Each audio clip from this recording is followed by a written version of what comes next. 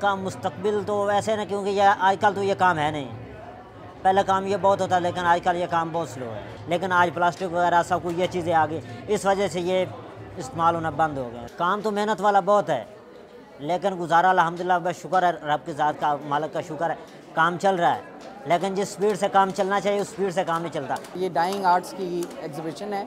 हमारा मकसद इसमें ये है कि सब वो आर्ट्स एंड क्राफ्ट्स जो कि अब इस वजह से नापैद होते चले जा रहे हैं कि ना उनको फॉलो करने वाला कोई है, ना उनको बनाने वाले लोग उतने रह गए हैं, उनके बारे में आगाही पैदा हो, लोगों को, स्टूडेंट्स को, सबको ये पता चले कि जी ये हमारी मीरास है और इसको हमें कोशिश ये करना है कि ये डाइंग आर्ट्स एंड क्राफ्ट्स की कैटेगरी से वापस आ जाए।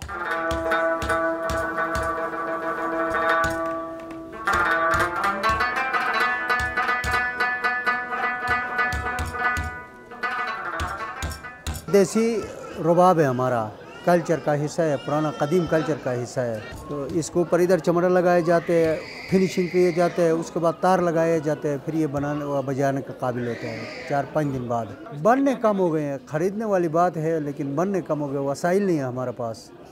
डिमांड है, नए जनरेशन का शौक़ बहुत है, लेकिन बनाने वाले कारीगरों के पास वसाइल नहीं है, जिसकी वजह से ये हुनर ख़त्म हो रहा है, ज़वाल पज़ीर हो रहा है।